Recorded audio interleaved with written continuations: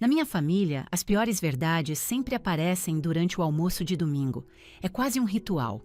A porcelana estava brilhando sobre a mesa e o cupim assado exalava um aroma perfeito. Minha mãe, Beatriz, polia um copo de cristal que já estava impecável. Meu pai, Alberto, cortava a carne com uma precisão quase cirúrgica. Eu esperei por um momento de silêncio, com as mãos entrelaçadas no colo, tentando controlar os tremores ao pressionar meus nós dos dedos, até ficarem brancos. A tremedeira estava piorando muito naquela semana. "Pai", eu disse, com a voz mal saindo como um sussurro. Limpei a garganta e tentei de novo, buscando um tom casual. "Você conseguiu pegar minha receita na sexta-feira?" Recebi um aviso da farmácia dizendo que o pacote foi entregue, mas não vi nada aqui em casa. Meu pai nem sequer levantou os olhos do assado.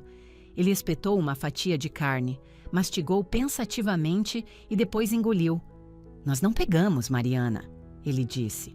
O tom dele era tão despreocupado, como se estivesse me avisando que esqueceu de comprar pão na padaria. "Aquele dinheiro foi para a câmera nova da Isabela. Ela precisa de um equipamento profissional para o curso de fotografia. É para o futuro dela." O ar na sala pareceu cristalizar. Tudo simplesmente parou.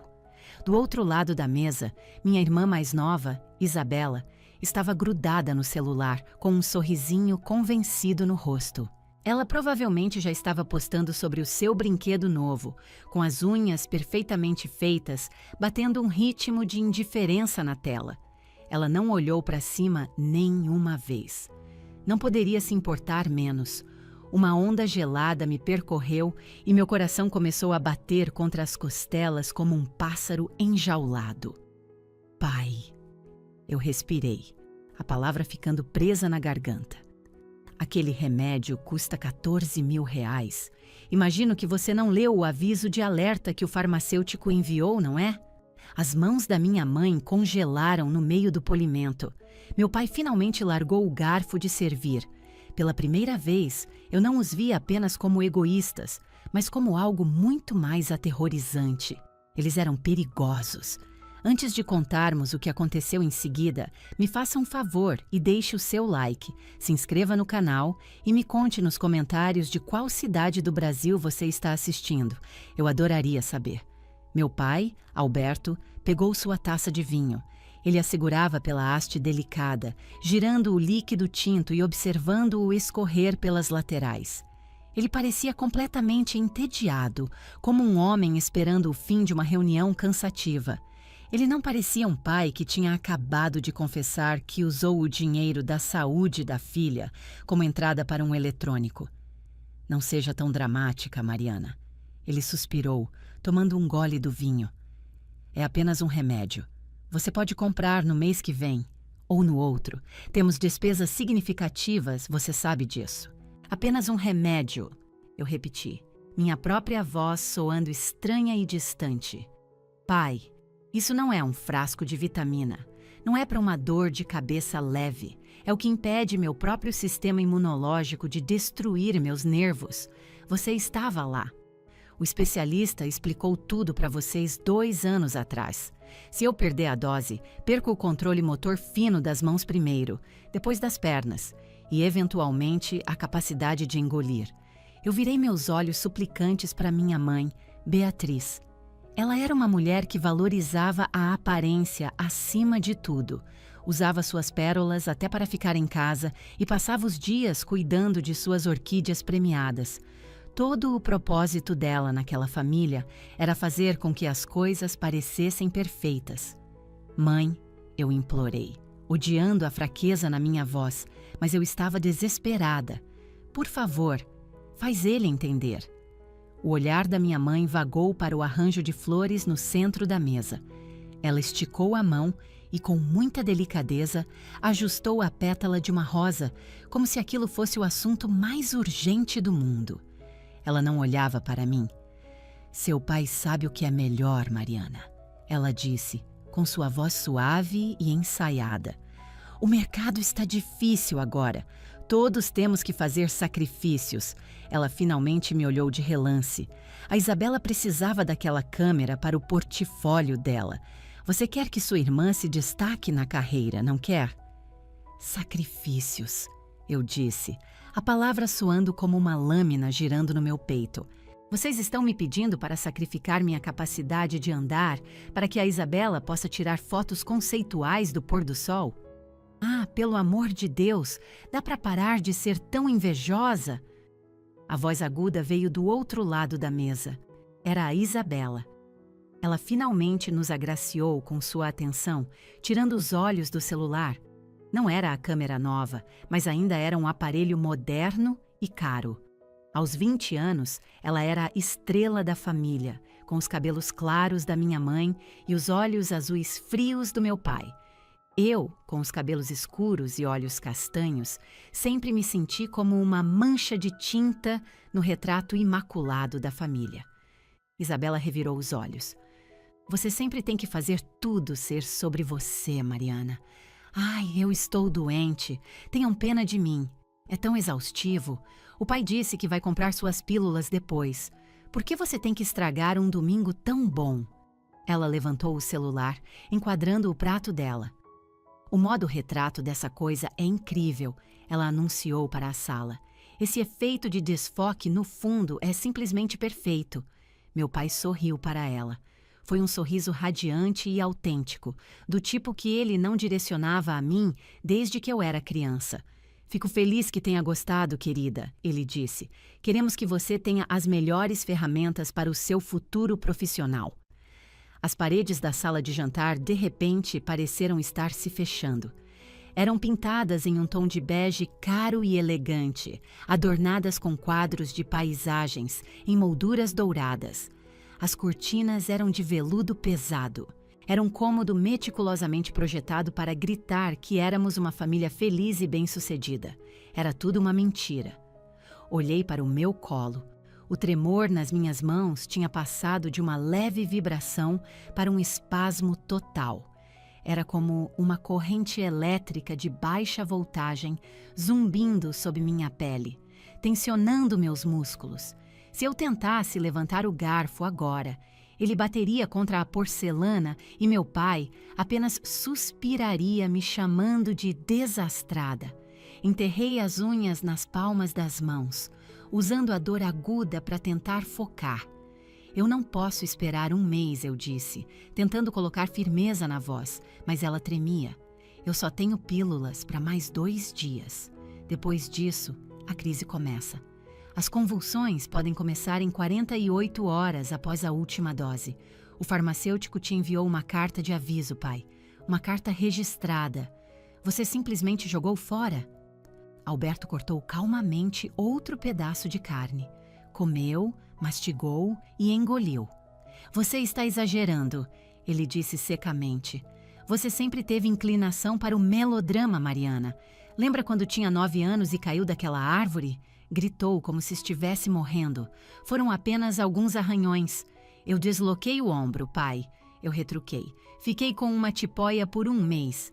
Detalhes, detalhes. Ele acenou com o garfo de forma desdenhosa.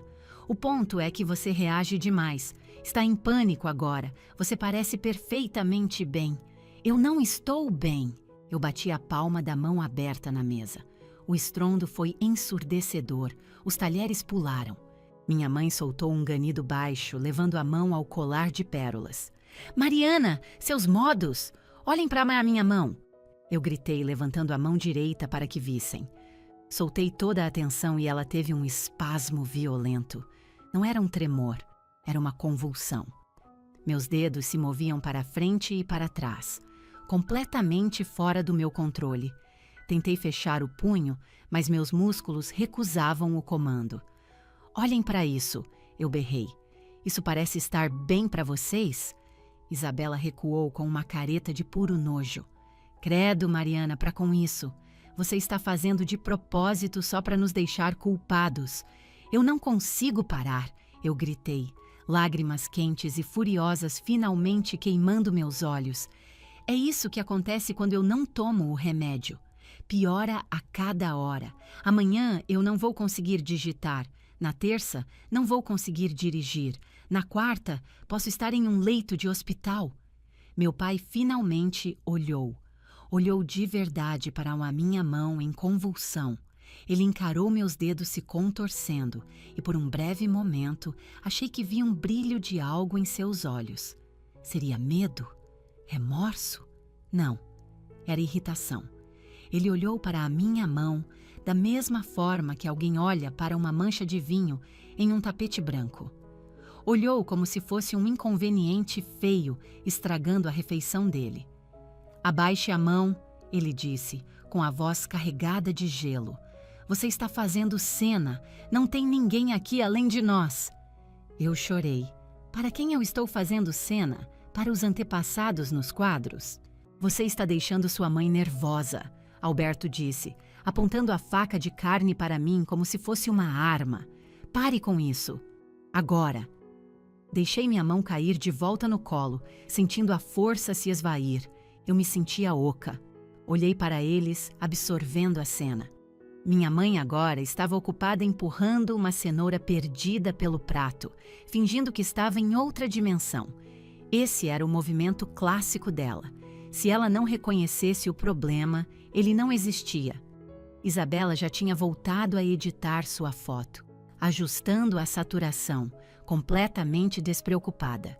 Ela tinha a adoração dos pais. Ela estava segura. E meu pai, Alberto, o homem que um dia me ensinou a andar de bicicleta, estava terminando calmamente o almoço. Ele tinha feito as contas. Tinha visto a escolha, meu remédio ou a câmera da Isabela. Ele escolheu a câmera. Não escolheu por não entender o risco. Escolheu porque amava a Isabela mais do que a mim. E escolheu porque minha dor era um preço aceitável a se pagar. Aquela percepção foi como um soco no estômago, muito mais dolorosa do que a própria doença. Isso não era apenas negligência, era um veredito. Você não é importante. Fiquei ali sentada no silêncio ensurdecedor por mais alguns minutos. Os únicos sons eram o tic-tac do relógio de carrilhão no corredor e o toque das unhas de Isabela no celular. Parecia que eu estava acordando de um sonho longo e sufocante. Por anos, dei desculpas por eles. O pai está sob pressão. A mãe é ansiosa. A Isabela é a caçula. Eu era a confiável. A que lembrava das consultas deles, que organizava os impostos, que os levava ao aeroporto. A filha útil e sem graça. Mas acho que você não gasta dinheiro com feno para o cavalo de carga quando quer comprar uma sela nova para o pônei de exibição. Você apenas deixa o cavalo de carga passar fome. Meu olhar caiu sobre a carne no meu prato. Estava fria agora, com uma camada de gordura coagulada se formando no molho. Meu estômago revirou. Eu não tinha uma família. Eu tinha pessoas que compartilhavam o meu código genético. Uma família deveria ser sua fortaleza. Eles não apostam com a sua vida. Minha mão ainda tremia debaixo da mesa, batendo contra a minha perna. Respirei fundo e devagar. Se eu ficasse naquela sala mais um segundo, ou começaria a gritar até perder a voz, ou começaria a chorar compulsivamente. Eu me recusava a dar a eles a satisfação de ver minhas lágrimas. Empurrei a cadeira para trás, fazendo as pernas rangerem contra o chão de madeira polida. O som foi violento. Minha mãe estremeceu. Mariana. Eu a ignorei.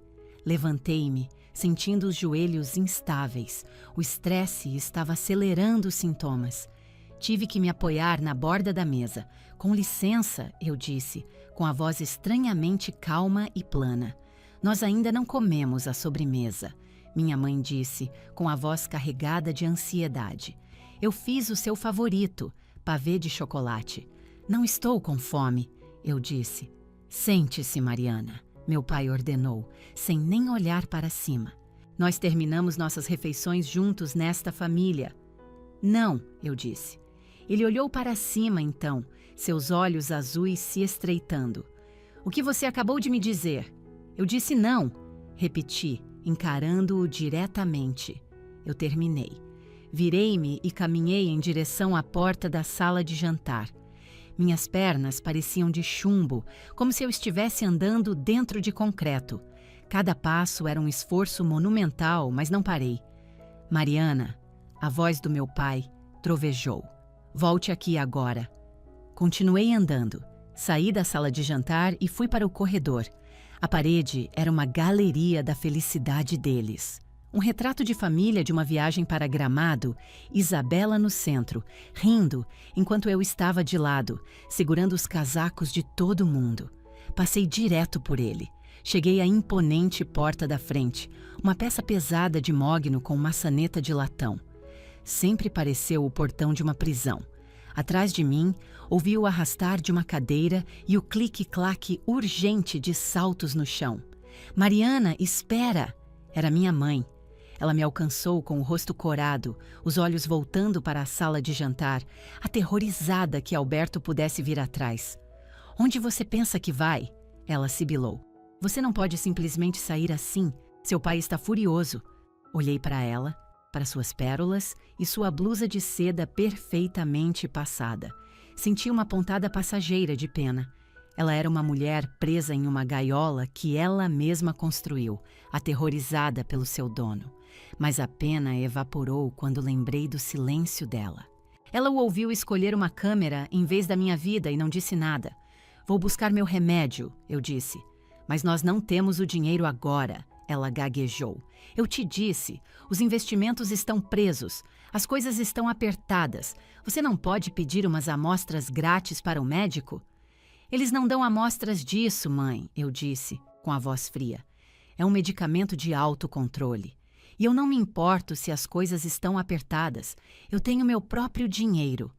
Ela pareceu genuinamente surpresa. Sua poupança? Mas, Mariana, você estava guardando isso para a entrada do seu apartamento. Você economizou por anos. Eu sei, eu disse, mas não posso assinar uma escritura se estiver em uma cadeira de rodas. Não diga essas coisas, ela sussurrou, horrorizada. Você não vai acabar em uma cadeira de rodas. Eu posso acabar, eu disse, ou posso simplesmente morrer. Seria melhor? Atrapalharia menos a estética da família? Ela recuou. Isso é uma coisa cruel de se dizer. Não, mãe, eu disse. Cruel é ver as mãos da sua filha tremerem e dizer que ela não tem modos à mesa. Abri a porta pesada. O sol da tarde estava brilhante e quente. O mundo lá fora estava lindo e aquilo parecia uma traição. Mariana, ela disse, com a mão tocando meu braço. Por favor, volte para dentro. Peça desculpas ao Alberto. Podemos resolver isso. Não estou fazendo cena, mãe, eu disse, removendo gentilmente a mão dela. Estou salvando a minha vida. Pisei na varanda e fechei a porta. Não bati, apenas ouvi o clique firme e final da fechadura. Caminhei até o meu carro, um sedã com 12 anos de uso e um amassado no paralama. Isabela, claro, dirigia um SUV 0 km. Entrei, o calor do interior me envolvendo. Respirei trêmula. O estresse era um gatilho enorme para minha condição. Quanto mais agitada eu ficava, mais meu corpo se rebelava. E eu estava me rebelando muito. Coloquei a chave na ignição, minha mão saltando contra a coluna de direção. Errei o buraco 2 vezes. Vamos lá, Mariana, murmurei. Se controla. Usei a mão esquerda para segurar o pulso direito, guiando a chave. O motor ligou. Ao dar ré na longa garagem pavimentada, vi um vulto na janela da sala de jantar. Minha mãe me observando partir. Eu não acenei. O trajeto até a farmácia foi um suplício de 15 quilômetros que pareceram 1000. Meu pé direito, o que eu precisava para o acelerador, começou a ter espasmos. Tive que colocar toda a minha concentração para manter uma pressão constante. Fiquei na faixa da direita, segurando uma volante até meus nós dos dedos ficarem brancos. Só chega lá, eu repetia mentalmente. Só pega as pílulas. Pensei no dinheiro. R$ 14.200. Era quase cada centavo que eu tinha na minha conta poupança. Eu trabalhava como redatora técnica freelancer. O pagamento era decente, mas eu vivia de forma frugal. Juntei aquele dinheiro deixando de viajar, usando roupas velhas e dirigindo aquele carro caindo aos pedaços. Estava economizando para finalmente escapar deles de vez. Agora tudo estava prestes a sumir. Uma única lágrima quente escorreu pelo meu rosto. Não era justo. Simplesmente não era. Meu pai dirigia um carro alemão de luxo. Minha mãe usava roupas de grife. Minha irmã estava ganhando uma câmera que custava mais que o meu aluguel. E eu estava prestes a ficar sem nada, só para impedir meu corpo de desmoronar. Estacionei no pátio da farmácia e desliguei o motor. Fiquei ali sentada por 1 minuto, meu corpo inteiro vibrando com os tremores. Entrei. As luzes fluorescentes eram fortes demais, o ar-condicionado frio demais. Fui até o balcão da farmácia no fundo. O Sr. Getúlio, o farmacêutico, era um senhor gentil que me conhecia pelo nome. Ele olhou para cima quando me aproximei e seu rosto caiu imediatamente. Ele viu minhas mãos apoiadas no balcão, tremendo. Dona Mariana, ele disse com a voz carregada de preocupação. Fiquei preocupado quando seu pai não apareceu na sexta-feira. Eu sei, eu disse. Sinto muito por isso. Eu liguei para casa. Ele continuou suavemente. Falei com ele. Expliquei a urgência, que com esse medicamento, perder até 2 dias pode ser perigoso. Eu sei, eu disse de novo com a voz fina. Ele esqueceu. O Sr. Getúlio me olhou por cima dos óculos. Ele sabia que eu estava mentindo. Sabia que pais não esquecem receitas de vida ou morte. Mas ele era profissional demais para me confrontar. Bem, já deixei pronto para você, ele disse virando-se para pegar uma sacola branca. Ele a colocou no balcão. O total é R$ 14.250. Eu tateei em busca do meu cartão de débito, minha mão trêmula quase o deixando cair. O Sr. Getúlio esperou com paciência infinita. Inseri o cartão. Digitei a senha. Prendi a respiração. Por favor, que passe. Por favor. Se algum pagamento automático que eu esqueci tivesse caído, o saldo não daria. A máquina apitou. Aprovado. Soltei um ar que nem sabia que estava segurando. O Sr. Getúlio me entregou o comprovante. Tome um assim que chegar no carro, Mariana. Você tem água? Sim, eu consegui dizer. Tenho uma garrafa. Ótimo, ele disse. Fique sentada no carro por uns 20 minutos antes de dirigir. Deixe o remédio começar a fazer efeito. Vá com cuidado. Obrigada, Sr. Getúlio, sussurrei. Peguei a sacola. Parecia leve, mas era a coisa mais pesada que eu já segurei. De volta ao carro, eu a abri. Dentro estava o frasquinho laranja. Era isso. Esse era o meu valor. Para a minha família, esse frasco valia menos que uma câmera. Para mim, valia tudo. Girei a tampa, tirei um comprimido e engoli com um gole de água morna. Encostei a cabeça no apoio e fechei os olhos. Agora, só precisava esperar. Eu conhecia o processo. Em cerca de 20 minutos, o zumbido irritante sob a minha pele começaria a diminuir. Os tremores se acalmariam, meus músculos relaxariam. Eu me sentiria eu mesma novamente. Mas algo fundamental tinha mudado. Algo que o remédio não podia tocar. Pensei na sala de jantar, no meu pai mastigando enquanto eu implorava, na fascinação da minha mãe por uma pétala de rosa. Eu não estava apenas com o coração partido, eu estava furiosa. Toda a minha vida tentei ser a filha boa, que não dava trabalho. Achei que se eu fosse silenciosa o suficiente, prestativa o suficiente, eles acabariam me amando. Percebi agora que era um jogo viciado contra mim. Você não consegue ganhar amor de pessoas que não têm amor para dar. Olhei para o comprovante na minha mão. Novo saldo. R$ 42,15. Eu tinha 28 anos e menos de R$ 50 no meu nome, mas eu estava viva. E eu estava, pela primeira vez, vendo minha família com uma clareza perfeita e brutal. Olhei para a sacola branca no banco do passageiro.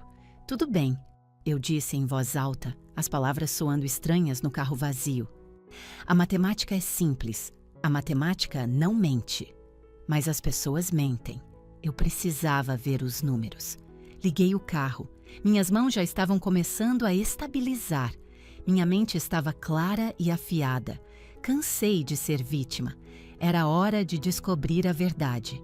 Dirigi até o meu apartamento, uma viagem de 45 minutos da mansão dos meus pais no interior até o meu estúdio apertado na capital. Quanto mais eu me afastava da casa deles, mais leve meu peito ficava. Meu apartamento não era nada especial. Era um prédio antigo, sem elevador. Os canos faziam barulho e minha única vista era a parede de tijolos do prédio vizinho. Mas era o meu santuário. Era meu. Subi os 3 lances de escada, sentindo as pernas mais fortes a cada passo. O remédio estava funcionando. Senti uma calma fria e dura se instalar em mim. A sensação de gelo se formando. Destranquei a porta, entrei e passei a tranca. Clique. O som da segurança. Fui até a pequena cozinha e coloquei a sacola da farmácia no balcão. Sentei-me na minha pequena mesa de jantar. O apartamento estava em silêncio. O sol estava começando a se pôr, pintando sombras longas no chão. Eu me permiti lembrar. Eu costumava manter minhas memórias de infância trancadas, mas hoje à noite abri a porta. Natal, 10 anos de idade. Eu tinha implorado por um microscópio.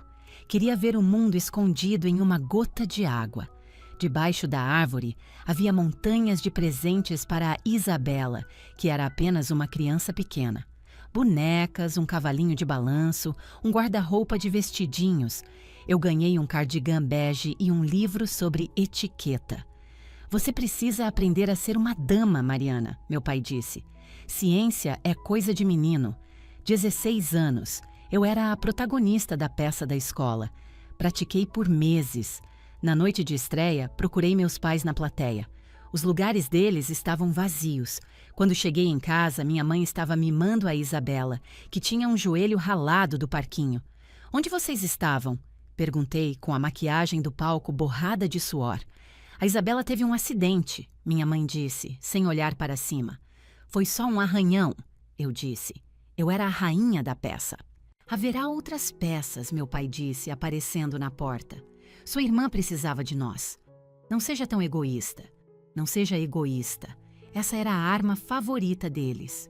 Toda vez que eu tinha uma necessidade, eu era dramática. Toda vez que eu tinha um desejo, eu era egoísta. Toda vez que eu tinha sucesso, eu estava roubando o brilho da Isabela. Então aprendi a ser o plano de fundo, a estrutura de suporte. Eu pensava na nossa família como um casarão antigo. Isabela era o lustre, a arte, os talheres de prata polida. Todos a admiravam. Eu era o alicerce, as paredes de sustentação. Eu segurava tudo. Ninguém nunca olha para o alicerce. Só percebem quando ele racha. E no almoço de hoje, eu rachei. Levantei-me e fui até o meu laptop. Sentei-me, abri-o e a tela lançou um brilho azul no meu rosto. Meu pai, Alberto, se orgulhava de ser um empresário à moda antiga. Ele desconfiava da internet, chamando-a de passatempo para desocupados. Não sabia usar uma planilha ou redefinir uma senha. Então, há alguns anos, quando toda a sua vida financeira passou para o digital, ele jogou uma pilha de documentos em mim. "Cuida disso, Mariana", ele disse. "Pague as contas. Não quero lidar com isso." Ele me deu todas as senhas, todos os logins, todas as respostas das perguntas de segurança. Ele até me deu uma procuração digital para gerenciar as contas.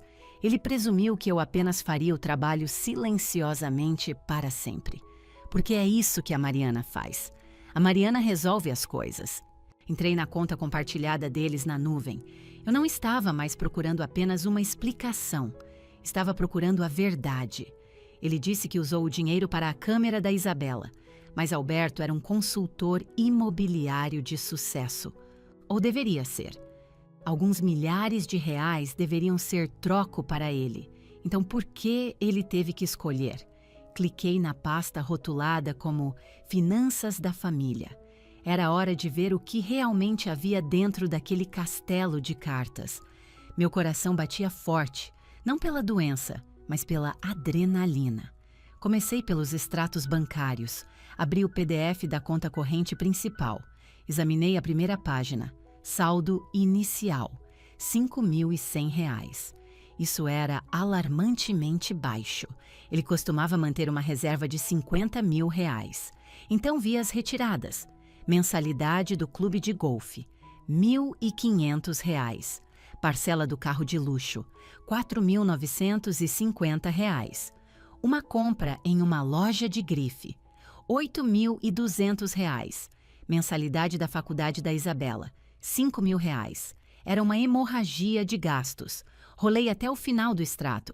Saldo final, negativo R$ 1.312,78 no cheque especial. Meus pais, que viviam em uma mansão, estavam no vermelho. Verifiquei a conta poupança. Saldo, R$ 112. Não fazia sentido. Meu pai tinha uma carteira de investimentos. Uma herança. Onde estava tudo? Fui para a pasta de investimentos. Encontrei uma subpasta que eu não criei, rotulada como Projeto TV. Cliquei nela. Dentro havia dezenas de e-mails e comprovantes de transferência de 5 anos atrás. Os e-mails eram entre meu pai e um homem de quem eu nunca tinha ouvido falar. Eles estavam empolgados, falando sobre uma oportunidade imperdível, a próxima grande novidade em energia verde. Uma empresa chamada Terra Verde. Encontrei um e-mail do meu pai. Estou dentro, movendo o restante da liquidez das contas de renda fixa. Quero dobrar isso antes de me aposentar. Abri o comprovante de transferência anexo. Valor: R$ 1.250.000. Senti náuseas. Aquela era toda a reserva deles. Era o fundo de emergência. Continuei cavando.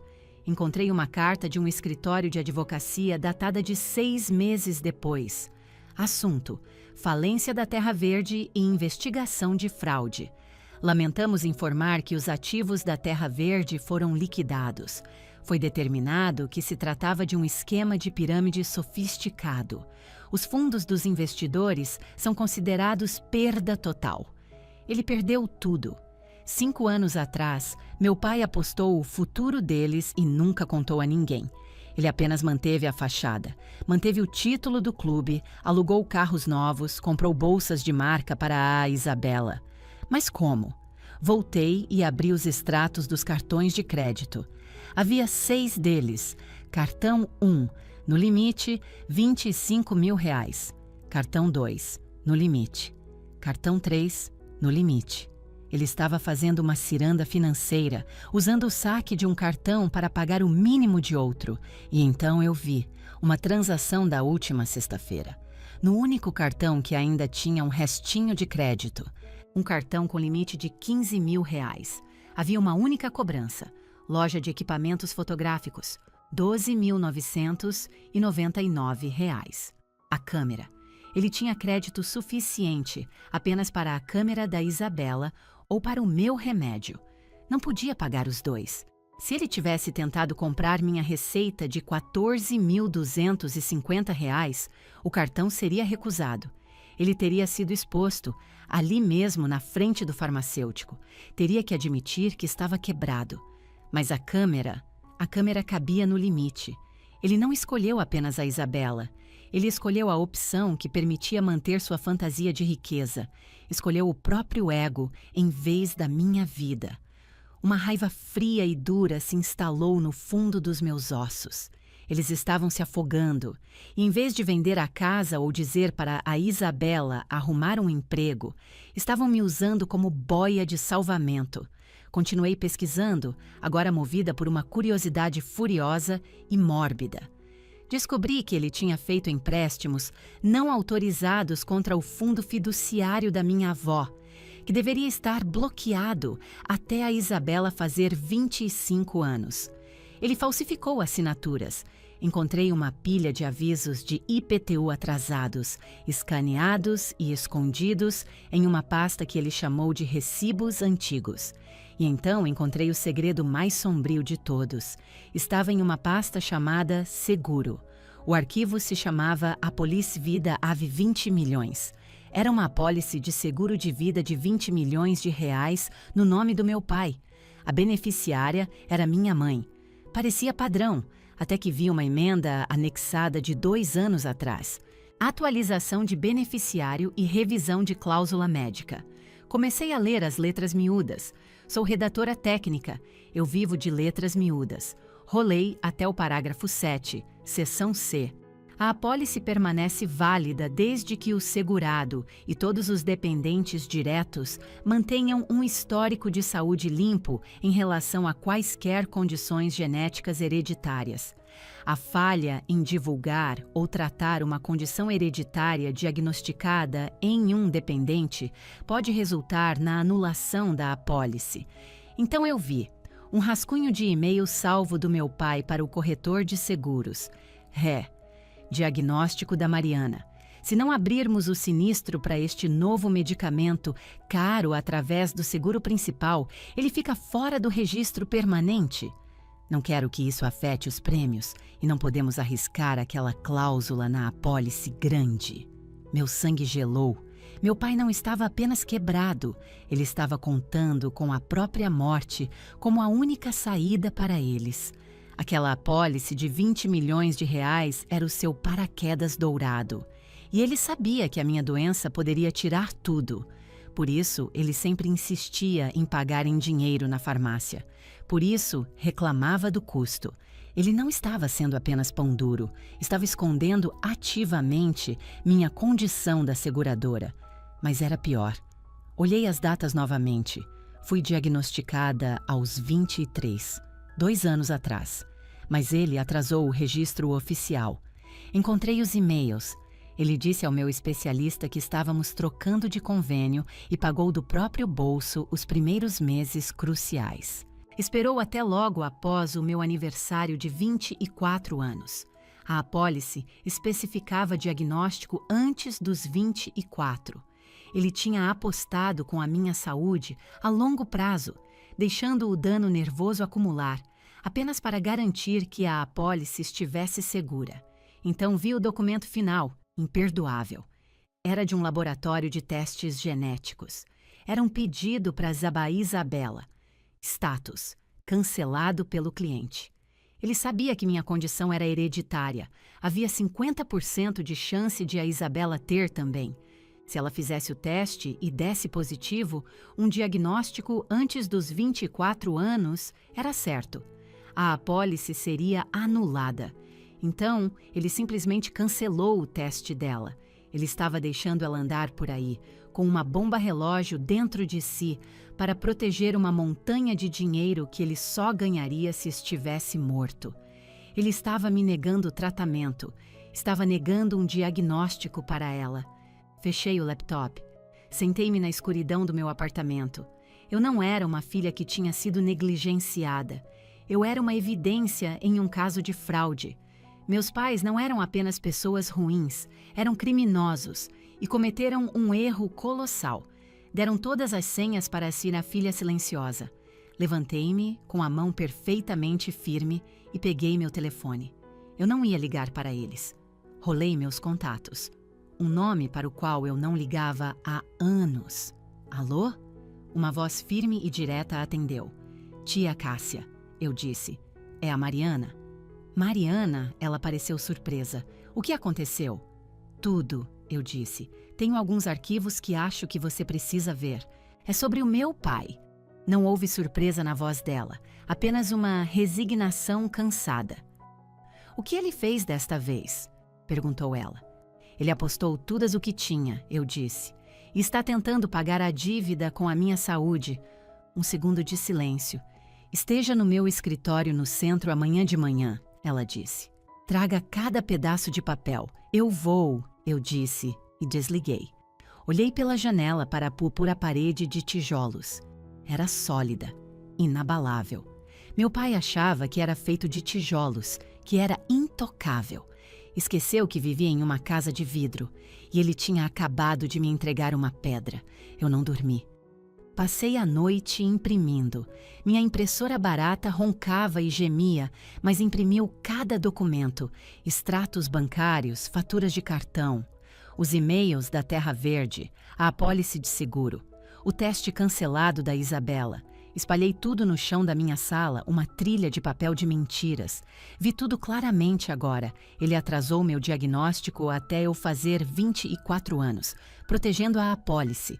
Depois, quando o dinheiro realmente acabou 6 meses atrás, começou a esquecer minha receita. Não era apenas preguiça, ele não podia pagar.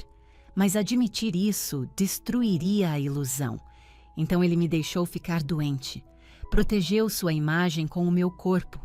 Estava me privando de remédio e mantendo a Isabela no escuro sobre sua própria doença potencial. Tudo por dinheiro que ele ganharia quando morresse. Ontem, eu era uma vítima. Hoje, eu era uma promotora montando meu caso. Reuni os papéis em uma pasta parda. Vesti o único terno que possuía, um simples preto. Arrumei uma bolsa, laptop, carregador, a pasta, meu remédio. Eu estava indo para a guerra, mas minhas armas eram planilhas e recibos de transferência. Meu pai amava o poder do papel. Bem, agora o papel era meu. A viagem de ônibus para o centro foi um borrão. Encontrei minha tia Cássia em seu escritório em um prédio alto na Avenida Paulista. Ela era a irmã mais velha do meu pai, uma investigadora financeira brilhante que ele sempre chamou de abutre sem alma. Ela era angulosa e afiada, onde meu pai era mole e indulgente. Ela não me abraçou. "Você parece péssima, garota", ela disse. "Eu me sinto assim. Me mostre." Entreguei a pasta a ela. Ela leu em silêncio, sua expressão endurecendo a cada página. "O idiota", ela murmurou, vendo os arquivos da Terra Verde. Eu avisei a ele sobre esse esquema. Quando chegou na apólice de seguro e no e-mail sobre a data do diagnóstico, ela parou, tirou os óculos e olhou pela janela. "Ele sabia", ela disse com a voz baixa. "Ele manipulou ativamente o cronograma do seu diagnóstico para cometer fraude contra o seguro. Ele precisava da apólice", eu disse, com a voz oca. "Ele fez mais do que isso, Mariana", ela disse, voltando-se para mim com os olhos brilhando. "Ele te usou como garantia. No meu mundo, isso significa apostar no fracasso. Ele estava protegendo seu ativo financeiro, deixando você ficar mais doente. Você não era a filha dele. Você era uma perda aceitável." Eu finalmente desabei. Os soluços que eu estava segurando sacudindo meu corpo inteiro. "Ele comprou uma câmera para ela." Eu chorei. "Uma maldita câmera." Cássia veio por trás da mesa e colocou uma mão firme no meu ombro. "Ele é um homem pequeno e patético, Mariana. E as paredes finalmente estão se fechando para ele." Ela voltou para a mesa, pegou um talão de cheques e escreveu. Deslizou um cheque pela mesa. Era de R$10.000. "Eu não posso aceitar isso", sussurrei. "Isso não é caridade", ela ordenou. "É um adiantamento. Você é minha cliente agora. Precisa de um lugar seguro para ficar e precisa ser forte. Vamos queimar tudo. A casa, os carros, a reputação. Você está pronta para riscar o fósforo?" Pensei nos almoços de domingo, em ser chamada de dramática, na minha própria poupança sumindo em um instante. "Sim", eu disse com a voz clara. "Estou pronta." "Ótimo", Cássia disse, com um sorriso feroz nos lábios. "Porque eu estive esperando por este dia por 30 anos. No domingo seguinte voltei para aquela casa." "Você voltou", minha mãe disse aliviada. "Vá pedir desculpas ao seu pai." "Não", eu disse. "Estou aqui para realizar uma auditoria." Caminhei até o escritório e joguei a pasta na mesa do Alberto. "O que é isso?" ele exigiu.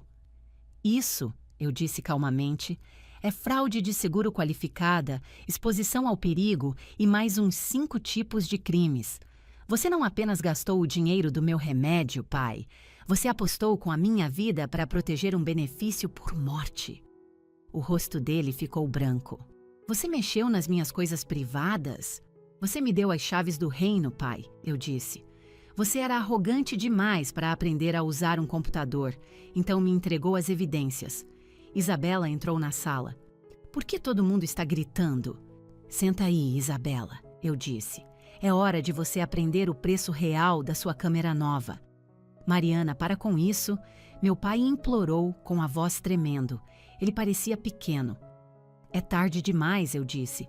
"A tia Cássia já tem cópias. Os amigos dela na Superintendência de Seguros e na Receita Federal estão muito interessados. Ah, e a propósito, quando a farmácia sinalizou que um medicamento crítico estava sendo repetidamente perdido por uma paciente com uma condição hereditária conhecida, isso acionou uma verificação obrigatória do serviço social. Eles vão entrar em contato com vocês. Beatriz ofegou. E por causa dessa investigação de fraude, eu disse, olhando diretamente para a Isabela.